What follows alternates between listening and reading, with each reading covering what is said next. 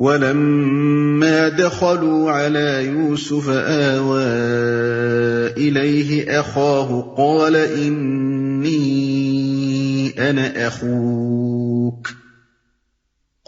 إِنِّي أَنَا أَخُوكَ فَلَا تَبْتَئِسْ بِمَا كَانُوا يَعْمَلُونَ۔ یہ لوگ یوسف کے حضور پہنچے تو اس نے اپنے بھائی کو اپنے پاس الگ بلا لیا اور اسے بتا دیا کہ میں تیرا وہی بھائی ہوں جو کھویا گیا تھا، اب تو ان باتوں کا غم نہ کر جو یہ لوگ کرتے رہے ہیں۔ اس فقرے میں وہ ساری داستان سمیٹ دی گئی ہے جو 21-22 برس کے بعد دونوں ماں جائے بھائیوں کے ملنے پر پیش آئی ہوگی۔ حضرت یوسف علیہ السلام نے بتایا ہوگا کہ وہ کن حالات سے گزرتے ہوئے اس مرتبے پر پہنچے۔ بنیامین نے بتایا ہوگا کہ ان کے پیچھے سوتیلے بھائیوں نے ان کے ساتھ کیا کیا بدسلوکیاں کی۔ پھر حضرت یوسف علیہ السلام نے بھائی کو تسلی دی ہوگی کہ اب تم میرے پاس ہی رہو گے، ان ظالموں کے پنجے میں تم کو دوبارہ نہیں جانے دوں گا۔ بعید نہیں کہ اسی موقع پر دونوں بھائیوں میں یہ بھی طے ہو گیا ہوگا کہ بنیامین کو مصر میں روک رکھنے کے لیے کیا تدبیر کی جائے جس سے وہ پردہ بھی پڑا رہے جو حضرت یوسف علیہ السلام مصلحتاً ابھی ڈالے رکھنا چاہتے تھے۔ فَلَمَّا جَهَّزَهُم بِجَهَازِهِمْ جَعَلَ السِّقَايَةَ فِي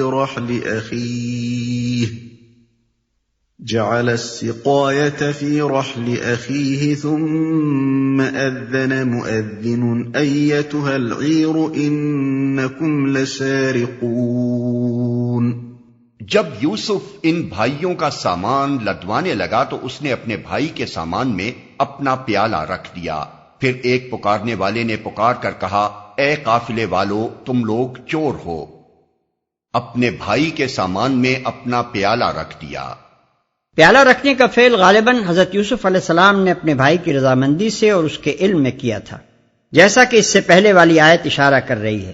حضرت یوسف علیہ السلام اپنے مدتوں کے بچھڑے ہوئے بھائی کو ان ظالم سوتیلے بھائیوں کے پنجے سے چھڑانا چاہتے ہوں گے۔ بھائی خود بھی ان ظالموں کے ساتھ واپس نہ جانا چاہتا ہوگا، مگر علانیہ آپ کا اسے روکنا اور اس کا رک جانا بغیر اس کے ممکن نہ تھا کہ حضرت یوسف علیہ السلام اپنی شخصیت کو ظاہر کرتے، اور اس کا اظہار اس موقع پر مصلحت کے خلاف تھا۔ اس لیے دونوں بھائیوں میں مشورہ ہوا ہوگا کہ اسے روکنے کی یہ تدبیر کی جائے۔ اگرچہ تھوڑی دیر کے لیے اس میں بھائی کی سبکی تھی کہ اس پر چوری کا دھبا لگتا تھا، لیکن بعد میں یہ دھبا اس طرح بآسانی دھل سکتا تھا کہ دونوں بھائی اصل معاملے کو دنیا پر ظاہر کر دیں۔ تم لوگ چور ہو۔ اس آیت میں اور بعد والی آیات میں بھی کہیں ایسا کوئی اشارہ موجود نہیں ہے جس سے یہ گمان کیا جا سکے کہ حضرت یوسف علیہ السلام نے اپنے ملازموں کو اس راز میں شریک کیا تھا اور انہیں خود یہ سکھایا تھا کہ قافلے والوں پر جھوٹا الزام لگاؤ۔ واقعے کی سادہ صورت جو سمجھ میں آتی ہے وہ یہ ہے کہ پیالہ خاموشی کے ساتھ رکھ دیا گیا ہوگا، بعد میں جب سرکاری ملازموں نے اسے نہ پایا ہوگا تو قیاس کیا ہوگا کہ ہو نہ ہو یہ کام انہی قافلے والوں میں سے کسی کا ہے جو یہاں ٹھہرے ہوئے تھے۔ قالوا وَأَقْبَلُوا عَلَيْهِمْ مَاذَا تَفْقِدُونَ۔ انہوں نے پلٹ کر پوچھا، تمہاری کیا چیز کھوئی گئی؟ قالوا نفقد صواع الملك ولمن جاء به حمل بعير وأنا به زعيم۔ سرکاری ملازموں نے کہا، بادشاہ کا پیمانہ ہم کو نہیں ملتا، اور ان کے جمعدار نے کہا، جو شخص لا کر دے گا اس کے لیے ایک بار شتر انعام ہے، اس کا میں ذمہ لیتا ہوں۔ قالوا تالله لقد علمتم ما جئنا لنفسد في الأرض وما كنا سارقين۔ ان بھائیوں نے کہا، خدا کی قسم تم لوگ خوب جانتے ہو کہ ہم اس ملک میں فساد کرنے نہیں آئے ہیں اور ہم چوریاں کرنے والے لوگ نہیں ہیں۔ قالوا فما جزاؤه إن كنتم كاذبين۔ انہوں نے کہا، اچھا اگر تمہاری بات جھوٹی نکلی تو چور کی کیا سزا ہے؟ قالوا جزاؤه من وجد في رحله فهو جزاؤه كذلك نجزي الظالمين۔ انہوں نے کہا، اس کی سزا جس کے سامان میں سے چیز نکلے وہ آپ ہی اپنی سزا میں رکھ لیا جائے. ہمارے ہاں تو ایسے ظالموں کو سزا دینے کا یہی طریقہ ہے. خیال رہے کہ یہ بھائی خاندان ابراہیمی کے افراد تھے، لہذا انہوں نے چوری کے معاملے میں جو قانون بیان کیا وہ شریعت ابراہیمی کا قانون تھا، یعنی یہ کہ چور اس شخص کی غلامی میں دے دیا جائے جس کا مال اس نے چرایا ہو. فبدأ بأوعيتهم قبل وعاء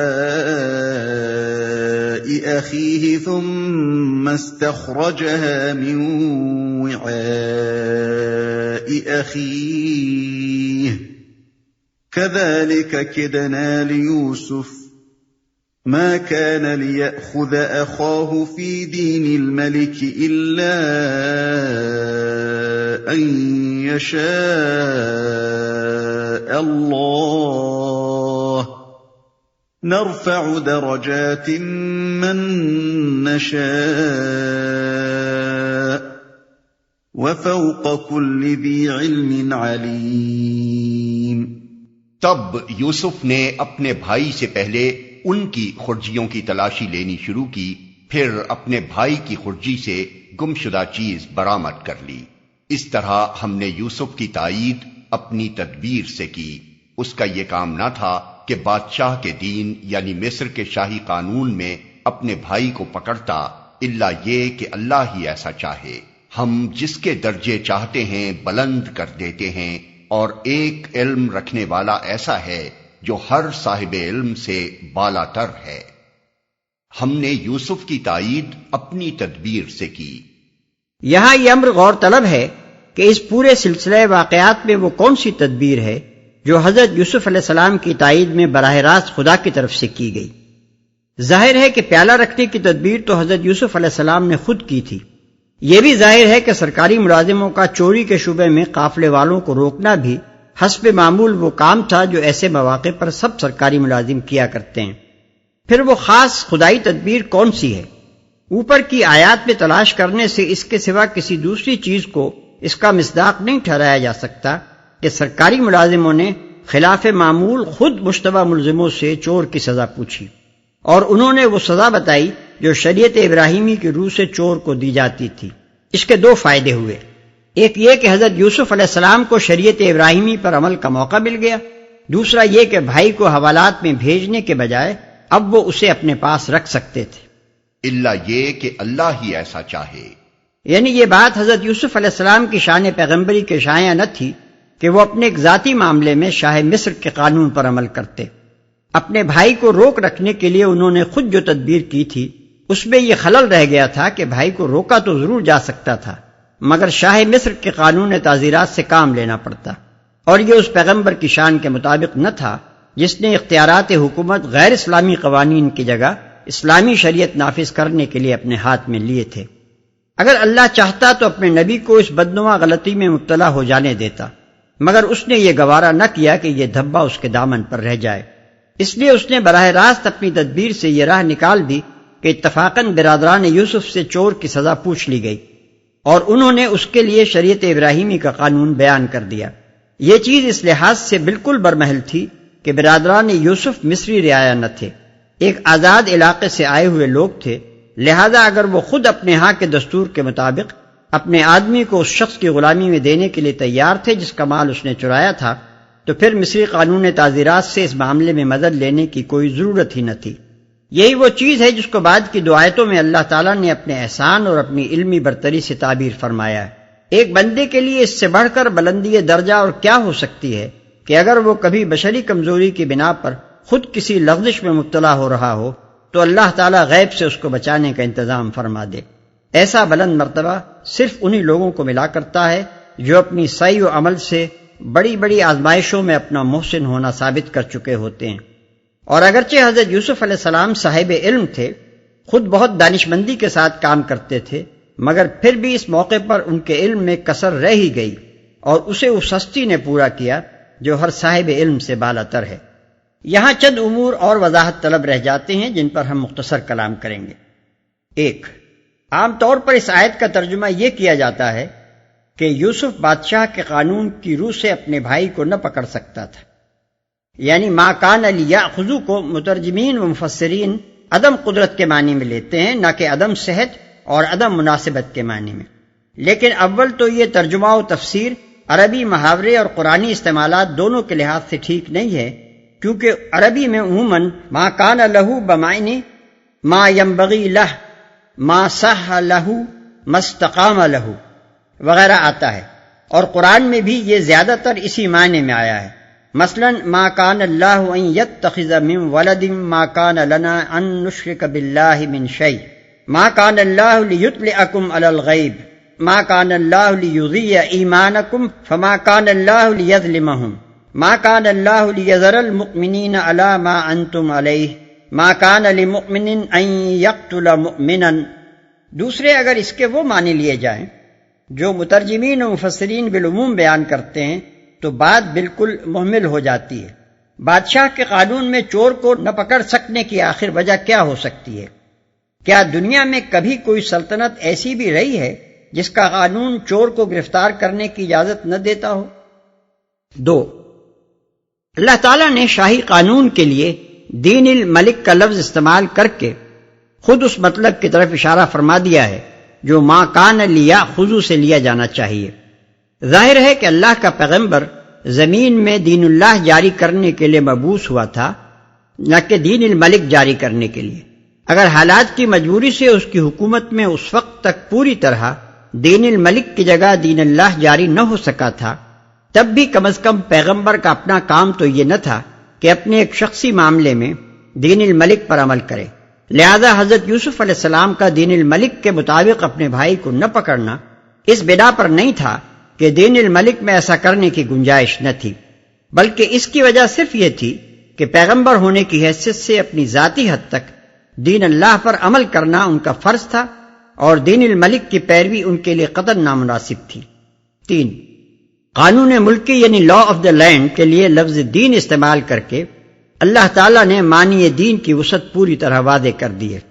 اس سے ان لوگوں کے تصور دین کی جڑ کٹ جاتی ہے جو انبیاء علیہم السلام کی دعوت کو صرف عام مذہبی معنوں میں خدائے واحد کی پوجا کرانے اور محض چند مذہبی مراسم و عقائد کی پابندی کرا لینے تک محدود سمجھتے ہیں، اور یہ خیال کرتے ہیں کہ انسانی تمدن، سیاست، معیشت، عدالت، قانون اور ایسے ہی دوسرے دنیاوی امور کا کوئی تعلق دین سے نہیں ہے، یا اگر ہے بھی تو ان امور کے بارے میں دین کی ہدایات محض اختیاری سفارشات ہیں جن پر اگر عمل ہو جائے تو اچھا ہے، ورنہ انسانوں کے اپنے بنائے ہوئے اصول و ضوابط قبول کرنے میں بھی کوئی مذائقہ نہیں۔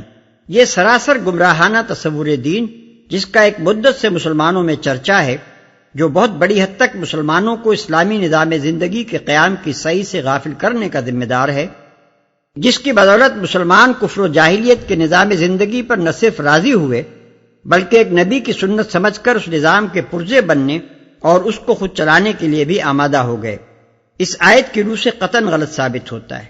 یہاں اللہ تعالیٰ صاف بتا رہا ہے کہ جس طرح نماز، روزہ اور حج دین ہے، اسی طرح وہ قانون بھی دین ہے جس پر سوسائٹی کا نظام اور ملک کا انتظام چلایا جاتا ہے۔ لہذا ان الدین عند اللہ الاسلام اور ومن یبتغی غیر الاسلام دینا فلن یقبل منہ وغیرہ آیات میں جس دین کی اطاعت کا مطالبہ کیا گیا ہے، اس سے مراد صرف نماز روزہ ہی نہیں ہے بلکہ اسلام کا اجتماعی نظام بھی ہے، جس سے ہٹ کر کسی دوسرے نظام کی پیروی خدا کے ہاں ہرگز مقبول نہیں ہو سکتی۔ 4. سوال کیا جا سکتا ہے کہ اس سے کم از کم یہ تو ثابت ہوتا ہے کہ اس وقت تک مصر کی حکومت میں دین الملک ہی جاری تھا۔ اب اگر اس حکومت کے حاکم اعلیٰ حضرت یوسف علیہ السلام ہی تھے، جیسا کہ تم خود پہلے ثابت کر چکے ہو، تو اس سے لازم آتا ہے کہ حضرت یوسف علیہ السلام خدا کے پیغمبر خود اپنے ہاتھوں سے ملک میں دین الملک جاری کر رہے تھے۔ اس کے بعد اگر اپنے ذاتی معاملے میں حضرت یوسف علیہ السلام نے دین الملک کے بجائے شریعت ابراہیمی پر عمل کیا بھی تو اس سے فرق کیا واقع ہوا؟ اس کا جواب یہ ہے کہ حضرت یوسف علیہ السلام مامور تو دین اللہ جاری کرنے ہی پر تھے، اور یہی ان کا پیغمبرانہ مشن اور ان کی حکومت کا مقصد تھا، مگر ایک ملک کا نظام عملاً ایک دن کے اندر نہیں بدل جایا کرتا۔ آج اگر کوئی ملک بالکلیہ ہمارے اختیار میں ہو اور ہم اس میں اسلامی نظام قائم کرنے کی خالص نیت ہی سے اس کا انتظام اپنے ہاتھ میں لیں، تب بھی اس کے نظام تمدن، نظام معاشی، نظام سیاست اور نظام عدالت و قانون کو بالفعل بدلتے بدلتے برسوں لگ جائیں گے۔ اور کچھ مدت تک ہم کو اپنے انتظام میں بھی سابق قوانین برقرار رکھنے پڑیں گے۔ کیا تاریخ اس بات پر شاہد نہیں ہے کہ خود نبی صلی اللہ علیہ وسلم کو بھی عرب کے نظام زندگی میں پورا اسلامی انقلاب برپا کرنے کے لیے 9-10 سال لگے تھے۔ اس دوران میں خاتم النبیین صلی اللہ علیہ وسلم کی اپنی حکومت میں چند سال شراب نوشی ہوتی رہی، سود لیا اور دیا جاتا رہا، جاہلیت کا قانون میراث جاری رہا، پرانے قوانین نکاح و طلاق برقرار رہے، بیوع فاسدہ کی بہت سی صورتیں عمل میں آتی رہیں، اور اسلامی قوانین دیوانی و فوجداری بھی اول روز ہی بتمام و کمال نافذ نہیں ہو گئے۔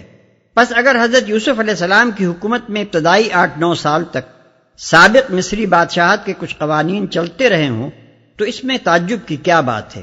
اور اس سے یہ دلیل کیسے نکل آتی ہے کہ خدا کا پیغمبر مصر میں خدا کے دین کو نہیں بلکہ بادشاہ کے دین کو جاری کرنے پر مامور تھا؟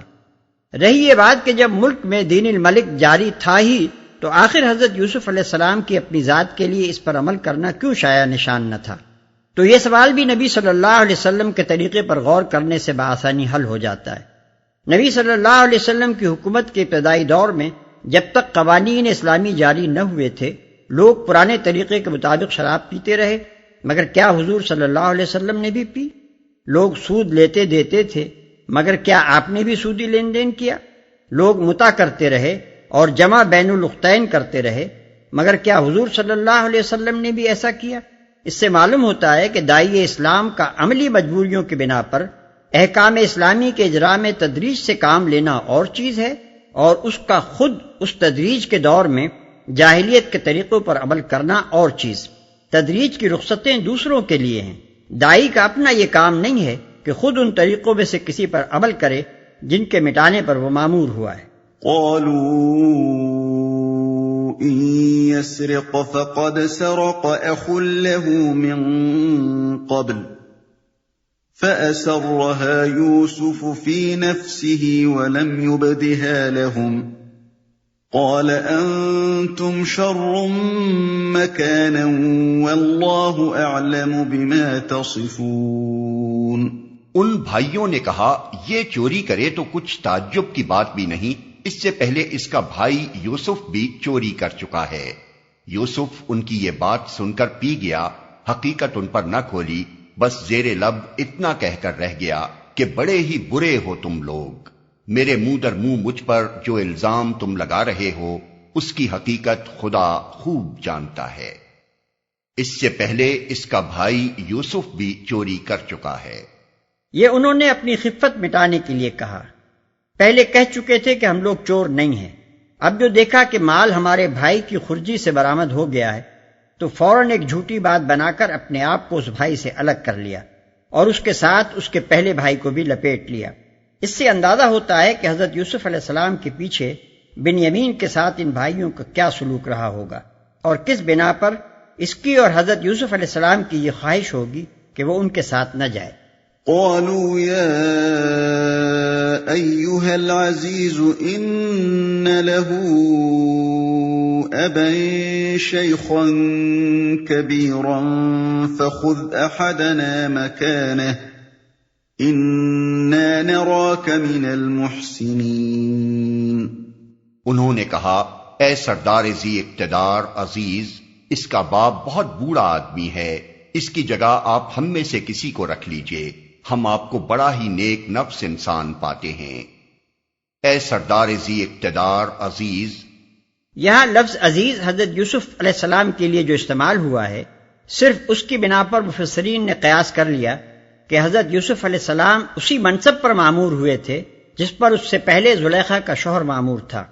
پھر اس پر مزید قیاسات کی عمارت کھڑی کر لی گئی کہ سابق عزیز مر گیا تھا، حضرت یوسف علیہ السلام اس کی جگہ مقرر کیے گئے، زلیخا اثر-نو معجزے کے ذریعے سے جوان کی گئی اور شاہ مصر نے اس سے حضرت یوسف علیہ السلام کا نکاح کر دیا۔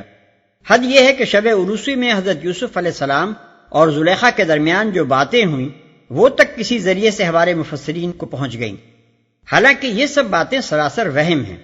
لفظ عزیز کے متعلق ہم پہلے کہہ چکے ہیں کہ یہ مصر میں کسی خاص منصب کا نام نہ تھا بلکہ محض صاحب اقتدار کے معنی میں استعمال کیا گیا ہے۔ غالباً مصر میں بڑے لوگوں کے لیے اس طرح کا کوئی لفظ اصطلاحاً رائج تھا جیسے ہمارے ملک میں لفظ سرکار بولا جاتا ہے، اسی کا ترجمہ قرآن میں عزیز کیا گیا ہے۔